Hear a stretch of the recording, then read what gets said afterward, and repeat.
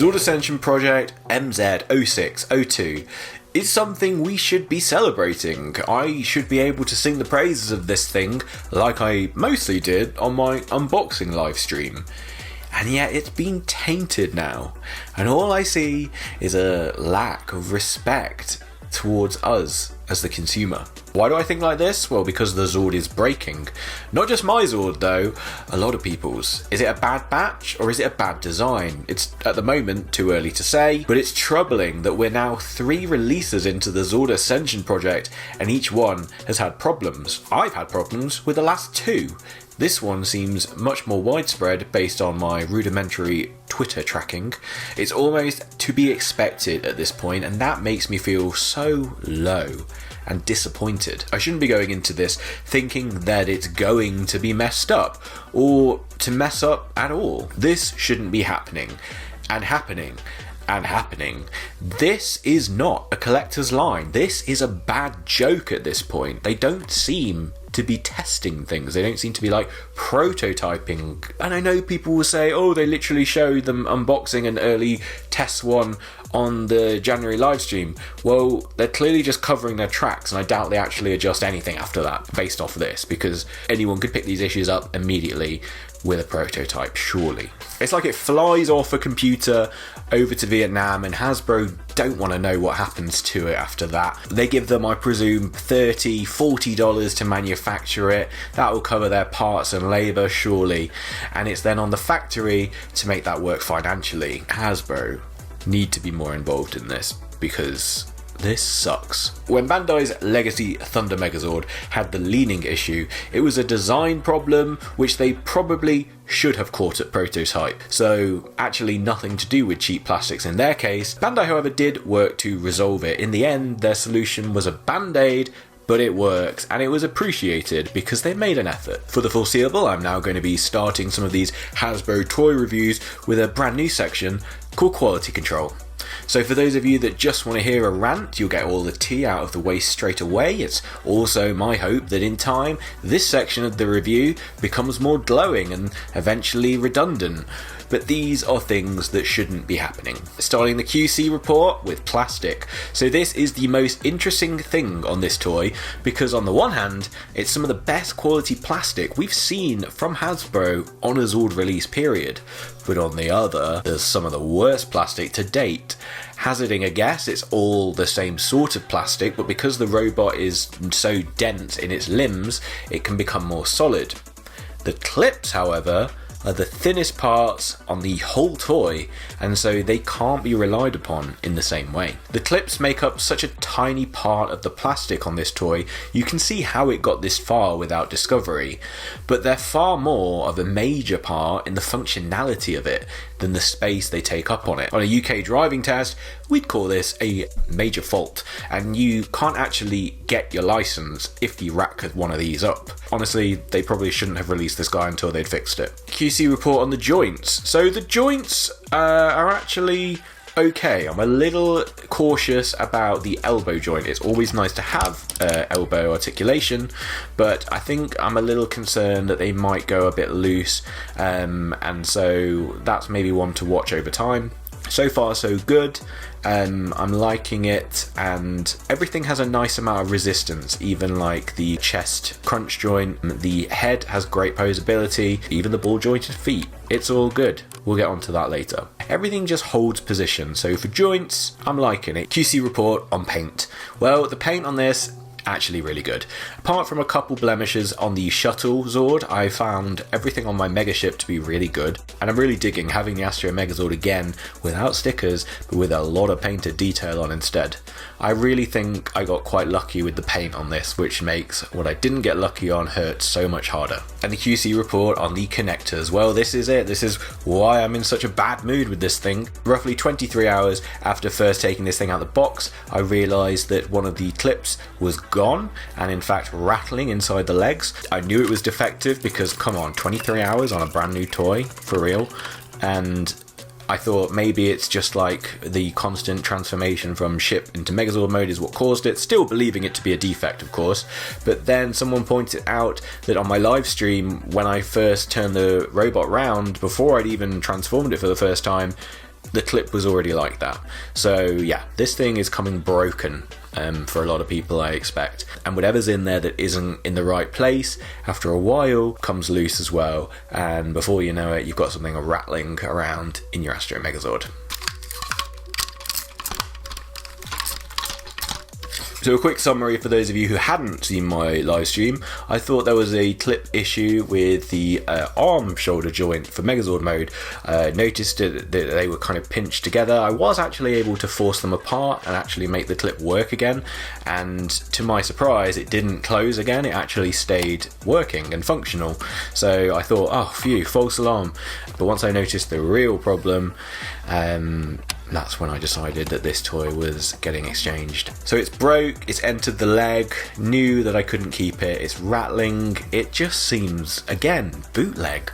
Also in connectors, there's a ratchet in the arms and one side can't stay perpendicular with the other. So in Megaship mode, one is always pointing off to one side. It looks like it's pinned in, otherwise I'd try and do something about it. And no, I'm not the only one to spot this. Overall, I've been on such a roller coaster with this thing. Hasbro were looking to replicate the nostalgia of the original right down to the broken clips. The difference being that that is a toy I've had since I was 11 and has been in a cold garage for nearly a decade. This is a brand new toy, the most I've ever spent on a single item from the Lightning collection, and yet it was already broken as soon as I got it. I'm closing in on 100 Zord releases in my lifetime. I've never really had a problem with them breaking straight away, yet my last two have been ZAP, and something on them has broken immediately. So what do I do? Is it going back for another round or just a refund? Let's try and decide this by talking it out. The toy history. So I've covered the first part of this on my Astro Megazord review, worth a watch if you've not seen it before.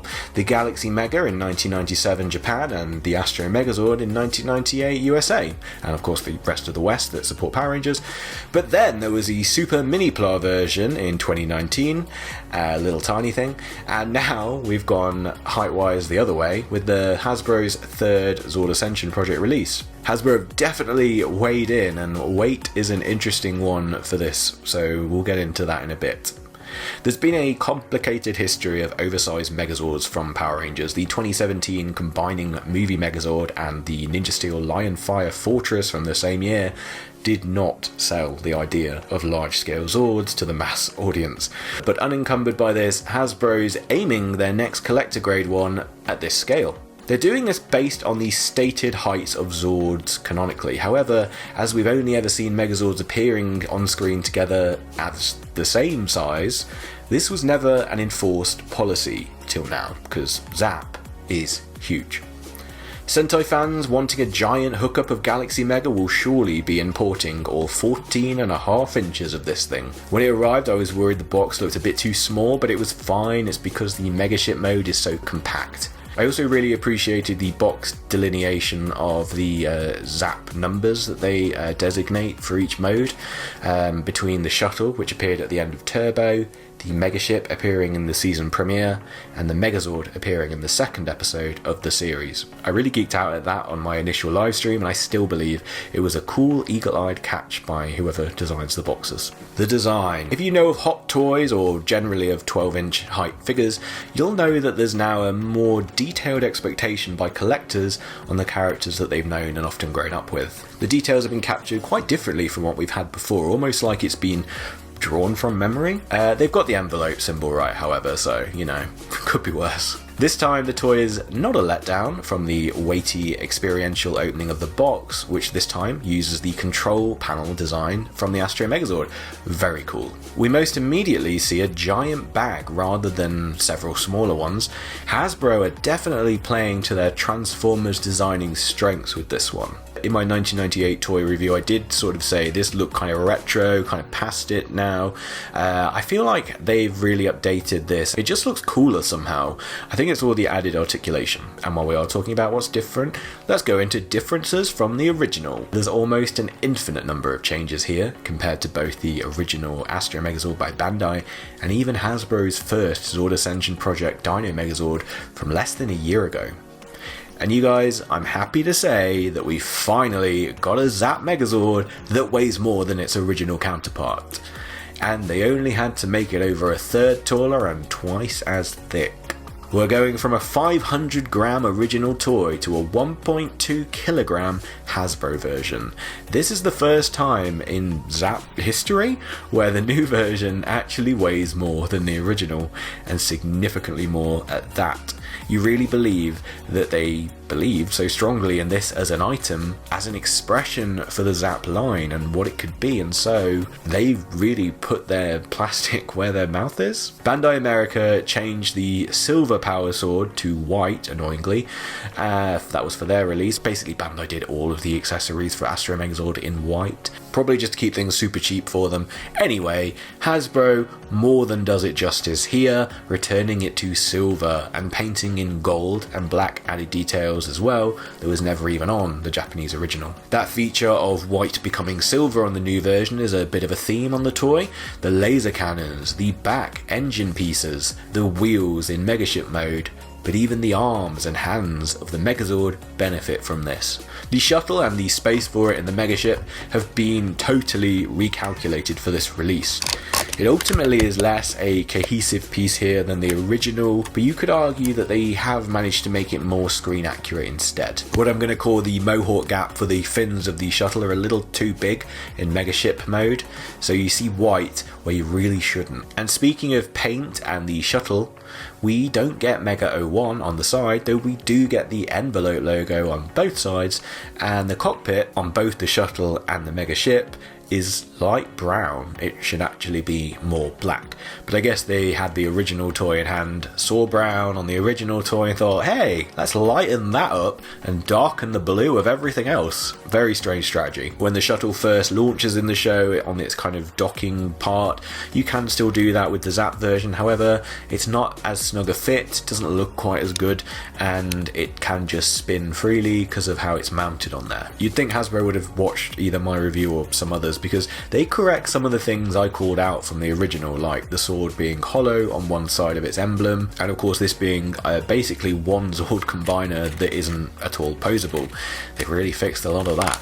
Very interesting. On the original toy, the Megaship engines were a sticker, and here they've unimproved them, turning them into square, moulded grooves in the plastic, which actually aren't show accurate. And if we compare the ZAP Dino and Astro Megazords, it feels really stark. The original looks matte coloured, cheaply put together, and feels hollow and light.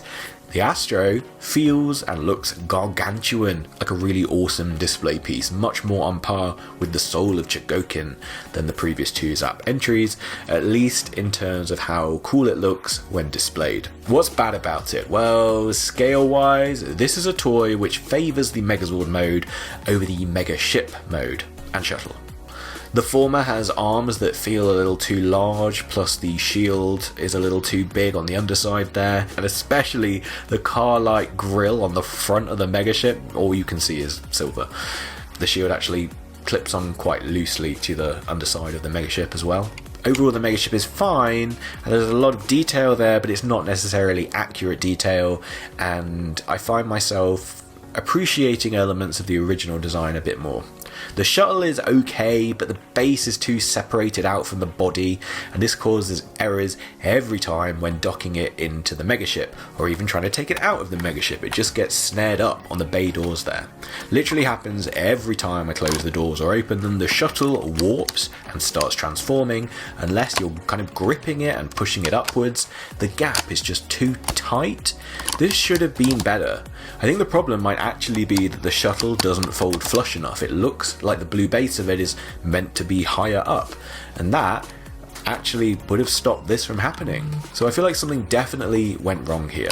And one of the accessories, the booster rockets, why not just fill in the jets rather than have them hollow, and the instructions encourage you to turn them over just like the original. Basically, when you're going from mode to mode of the shuttle boosters to the laser for the Megazord, instructions tell you to move the booster jets back around 180 degrees. Why not just fill them in? That would have been such an easy fix. That's something they definitely should have changed from the original. Until the 2014 Legacy Dragonzord, I didn't even know alternative hands were going to be an option for Power Rangers Megazords. And I didn't like it then either. In a toy meant for transforming, they really seem to be the point of compromise. I do wish the hands were posable, especially in this scale. Soul of Chogokin Megazord managed this really well. As this line continues, I don't want a million hands, and I worry that's where we're headed if they don't try something else here. Why were hands the thing that stumped them when innovation just stopped? So what's good about it? Listen, it feels like a hollow retort now to say this toy is more posable than the original. But to understand just how much more posable this toy is than the original, you only need to stand them together. The new Megazord borrows from the playbook of how to make your Robo toys much more expressive. And honestly, it works really well. They've managed to mould the shape and approximate size of the ship's bridge right where it should be, and also the Megazord helmet cockpit is nice too. The brim of the helmet, the shuttle front portion, is less prominent on the helmet, and it actually looks so much better for it. The eyes are more visible, it doesn't look like it's wearing a baseball cap. I thought the silver pieces that vanish into the feet in Megazord mode being detached from the feet was weird, but actually it's not. It's because if you pull the feet out, they're on ball joints, and yep, more posability again. And for all my gripes about the shuttle compartment, they did add some nice extra details to the inside of these, which obviously serve no purpose other than making more of this mid-launch mode.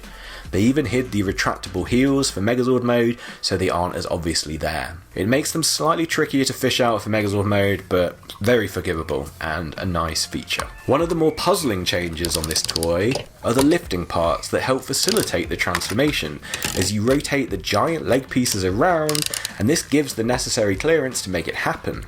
However, there is a benefit to it, as it enables much better articulation in the legs when you're posing in Megazord mode. You remember from my original Astro review, I always saw this as a weakness of the original toy. It could kind of do this unnatural backwards leg articulation, but not actually bend forwards at the knee. This guy's got it covered. The posability is once again one of the biggest perks of ZAP and Hasbro Megazords in general. Here you get even more of it. Astro Megazord does feel like a real labour of love. The most, hey how's it going, of the whole circus. I can't believe I'm actually going to say this, but the scale though is perhaps too big to be able to take in all the niceness of it all. Perhaps my eyes need to adjust as they're used to the standard smaller versions, but yeah, there's something just a little uncanny about it all. It's too big to pick up and have fun messing around with for too long at a time. I do want this density of plastic, but I want it in a smaller scale. And of course I don't want any more breaking clips. However, to play devil's advocate a little bit, Hasbro's whole shtick lately has been, what if the thing you think you know was in a larger scale? They did it with the Monsters line, mixed results there. They're doing it with the roleplay weapons and helmets, many of which have never had full-size versions, and which I'm on board with. I wonder if putting ZAP in a new scale creates what is tangibly a relatively new experience, similar to when you're a kid and have small hands, and from your perspective Zords seem bigger. It's kind of that again. There have been these sparkles of excellence from Hasbro's Zord efforts so far. The Dino Fury T-Rex Champion Zord, Dragon Zord Battle Mode being able to hold the drill accurately, Megazord having a ball-jointed head. Will we get Delta? Well, this is the issue with all combinations in Power Rangers.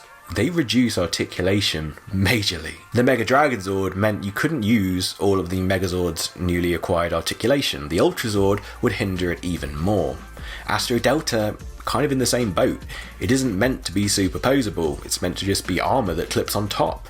It would block off a lot of the leg articulation. The arms might be okay, as they're effectively going to need to be a third set, so you'd hope they'd make them articulated again, and you're not going to have that forward leaning chest crunch, and head articulation could go either way. Hasbro seems to be asking us, what if the combination isn't what you're looking for? What if an impressively detailed individual robot that you can pose nearly however you want is? And while I do understand that mentality, I'm a Power Rangers fan who wants combinations, because combinations will often turn an okay Megazord line into a great one. So I started Patreon at the end of the last video, and a massive thanks to my Viewing Globe tier patrons, going in order of when you joined: Tyler, Cory, Anderson, SuperMetro, CrossMMD, Nick, Kenn, Sam, Jerold and Static Thunder. Thanks for joining me on the other side, and I hope you're enjoying what you're finding over there. Next up on Patreon, I'm posting my final predictions ahead of the 30th anniversary special and sharing my unboxing of the remastered blue and yellow figures. Had some times with those two. Check it out if you're interested. Thank you, space fans, followers, subscribers, Patreons, and until the next one, I'll see you later.